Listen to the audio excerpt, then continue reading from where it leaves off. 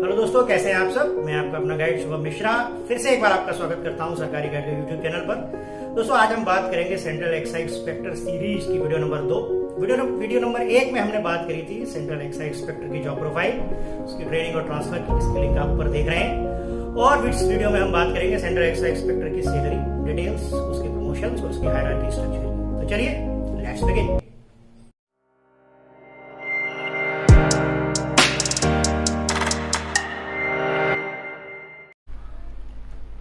सबसे पहले बात करते हैं इंस्पेक्टर एक्साइज की सैलरी स्ट्रक्चर की।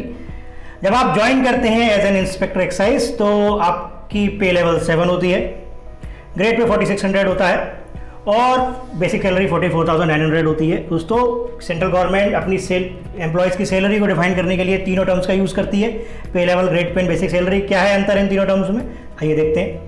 दोस्तों 2016 से पहले 6वां वेतन आयोग था सेंट्रल गवर्नमेंट का। उस वेतन आयोग में सेंट्रल गवर्नमेंट ने अपनी सारी पोस्ट को ग्रेड पे के हिसाब से डिफाइन कर रखा था।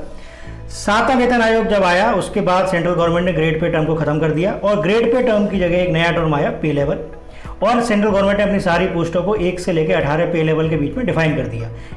एक पे लेवल 1 पर MTS की पोस्ट आती है और इसी तरीके से 18 तक वो जाती है। तो जो पे लेवल है उसी का मतलब ग्रेड पे है। इसी पे लेवल के करस्पॉन्डिंग होती है बेसिक सैलरी। पे लेवल 7 है तो आपकी बेसिक सैलरी बनती है 44,900 रुपये। इसी बेसिक सैलरी पर डिपेंड करता है आपके हाथ में कितना पैसा आएगा। ये कैसे होता है चलिए आगे देखते हैं। इस बेसिक सैलरी पर दोस्तों आपकी ग्रॉस सैलरी होती है 75,000 और इन हैंड सैलरी बनती है 62,000। क्या है अंतर ग्रॉस सैलरी में, क्या है अंतर इन हैंड सैलरी में, आइए अगली स्लिप में देखते हैं। दोस्तों ये है salary slip inspector excise CBIC। इसमें आप देख रहे हैं अलग अलग कंपोनेंट्स अपनी सैलरी के जो आपको मिलेंगे और 2 हाईलाइटेड पोर्शन आपको देख रहे हैं, ग्रॉस सैलरी और इन हैंड सैलरी। चलिए डिटेल में डिस्कस करते हैं। इंस्पेक्टर एक्साइज पोस्ट का नाम आती है जिस सेंटर में आती है central board of indirect taxes CBIC। Grade pay 4600, पुरानी टर्मिनोलॉजी के हिसाब से, नई टर्मिनोलॉजी एज पर 7th पे कमीशन, पे लेवल 7। इस पे लेवल 7 का मतलब है आपकी बेसिक सैलरी 44,900 है। अब हम दोस्तों देखेंगे इस बेसिक सैलरी के हिसाब से आपकी सैलरी कैसे बनती है। आपकी बेसिक है 44,900, आपका HRA है वो आपकी बेसिक सैलरी का 24% है। ओके, तो ये हो गया 10,776। डियरनेस अलाउंसेस DA आपकी बेसिक सैलरी का 17% है। करेक्ट, आप देख रहे हैं बेसिक सैलरी के हिसाब से आपके कंपोनेंट्स डिराइव हो रहे हैं। ट्रांसपोर्ट भी आपकी बेसिक सैलरी से ही डिफाइन होता है, जिसका फॉर्मूला आप हमारी वेबसाइट www.sarkariguide.in पर जाके देख सकते हैं। NPS national pension scheme contribution of the government for you, ये होता है आपकी बेसिक सैलरी का 14%। तो आपने देखा कि हर कंपोनेंट आपकी बेसिक सैलरी से ही डिफाइंड है और इस सारे कंपोनेंट्स को जोड़कर आपकी ग्रॉस सैलरी बनती है 74,876, अप्रॉक्सीमेटली 75,000 रुपये। तो दोस्तों ग्रॉस सैलरी वो सैलरी है जो सेंट्रल गवर्नमेंट आपको टोटल पे करती है, यानी कि आपका PF भी उसमें मिला होता है, आपका DA भी मिला होता है, HRA भी मिला होता है, सब कुछ मिला के इस ग्रॉस सैलरी आपके हाथ में नहीं आती। इसमें से कुछ डिडक्शंस होते हैं, यानी कि आपका PF कंट्रीब्यूशन डिडक्ट होता है सबसे पहले, तो CGHS CGIS डिडक्ट होता है। ये डिडक्ट होने के बाद जो सैलरी बनती है आपकी वो 62,000 बनती है। इस पर दिस फॉर्मूला A-B, तो 62,000 रुपये दोस्तों मिलते हैं आपको खर्च करने के लिए। तो ग्रॉस सैलरी और इन सैलरी में क्या फ़र्क है। ग्रॉस सैलरी वो होती है जो सेंट्रल गवर्नमेंट आपको टोटल पे करती है, it is a cost to government of you. इन सैलरी वो होती है जो आपको सेंट्रल गवर्नमेंट अकाउंट में देती है, जिसको आप खर्च कर सकते हैं, जिसको हम बोलते हैं हमारी इतनी सैलरी आती है, वो 62,000 है at the time of joining. अब एक चीज़ मैंने आपको बताई कि बेसिक सैलरी का 24% HRA होता है। क्या हमेशा होता है, इसका जवाब है दोस्तों अगली स्लाइड में। HRA डिपेंड करता है in which type of city you are posted. Inspector excise की ऑल इंडिया पोस्टिंग होती है, मैंने आपको वीडियो नंबर 1 में बताया था। ऑल इंडिया पोस्टिंग आपकी दोस्तों 3 तरीके की सिटीज़ में हो सकती है, X, Y and Z। X type of cities are called metro cities, यानी दिल्ली, मुंबई, चेन्नई, अहमदाबाद। इसमें आपकी HRA परसेंटेज होगी 24 और उसके हिसाब से आपकी इन सैलरी 62,000 बनेगी, जो हमने पिछली सैलरी स्लिप में भी देखा था। अगर आप बाई टाइप ऑफ सिटीज़ में पोस्टेड होते हैं, यानी कि अपकमिंग मेट्रोज में, अपकमिंग मेट्रोज दोस्तों वो सिटीज़ होती हैं जिसमें इंफ्रास्ट्रक्चर डेवलप हो रहा है बट मेट्रोपॉलिटन सिटीज़ जैसा डेवलप अभी नहीं हो पाया है, उसमें 16% HRA परसेंटेज मिलती है और आपकी नेट सैलरी बनती है 58,500 रुपये।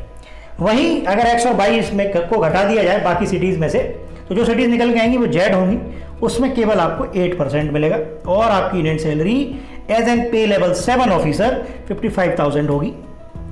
दोस्तों आप जिस शहर में पोस्टेड हो सकते हैं या आपकी जो ड्रीम सिटी है वो XYZ सिटी में किस में लाई कर रही है, ये जानने के लिए आप कंप्लीट लिस्ट हमारी वेबसाइट www.sarkariguide.in पर अपलोडेड है, वहाँ पर जाकर जरूर देख सकते हैं। और भी कई सारी जानकारी है सेंट्रल गवर्नमेंट की जॉब से रिलेटेड, SSC CGL की जॉब से रिलेटेड, वो भी आप हमारी वेबसाइट पर जाकर देख सकते हैं। अब बात करेंगे दोस्तों प्रमोशंस की। जैसा कि आप इस मीटर में देख रहे हैं, एक्साइज इंस्पेक्टर का प्रमोशन स्लो है दोस्तों। क्यों है स्लो, आइए समझते हैं। Slow promotion chances, when you join as an excise inspector it takes 8 to 10 years to get promoted to the next level, मतलब सुपरिंटेंडेंट लेवल। दोस्तों आपको 8 से 10 साल का समय लगेगा।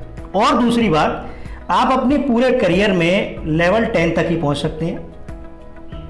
वहीं दूसरी SSC CGL की जो पोस्ट है, जैसे कि ASO CSS है, A और B है, मान लो AAO है, इन सारी पोस्ट, इनकम टैक्स इंस्पेक्टर है, इन सारी पोस्ट में दोस्तों आप लेवल 12 तक पहुंच सकते हैं। तो जहां एक्साइज इंस्पेक्टर में आप केवल लेवल 10 तक पहुंच पाते हैं अपने करियर में, दूसरी वहीं इन्हीं पोस्टों में आप लेवल 12 तक पहुंच जाते हैं। ये इस जॉब का सबसे बड़ा ड्रॉबैक है। जब भी आप अपने प्रेफरेंस फॉर्म में इस जॉब को कंसीडर करें तो ये ध्यान रखें कि जैसा कि मैंने आपको वीडियो नंबर 1 में ही बताया था कि ये जॉब काफ़ी अच्छी स्किल सिखाती है टैक्सेस की, GST की, बट इसके प्रमोशनल चांस काफ़ी कम है। और डिटेल में देखें हायरार्की स्ट्रक्चर को, तो आप एक्साइज इंस्पेक्टर पे ज्वाइन करते हैं लेवल 7 पे, सुपरिंटेंडेंट बनते हैं 8 साल बाद, उसके 15 साल बाद आप असिस्टेंट कमिश्नर बनते हैं, लेवल 10 की पोस्ट है। और मोस्ट ऑफ द केसेस में आई शुड से आप असिस्टेंट कमिश्नर ऑफ एक्साइज से रिटायर हो जाते हैं।